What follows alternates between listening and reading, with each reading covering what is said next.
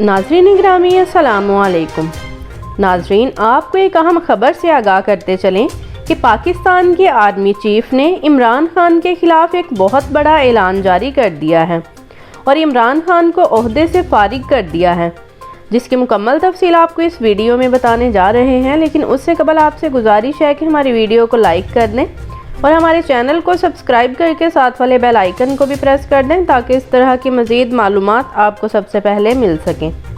जी तो नाज़रीन, आपको बताते चलें कि वज़ीर-ए-आज़म पाकिस्तान इमरान खान के हवाले से ये खबरें गर्दिश कर रही हैं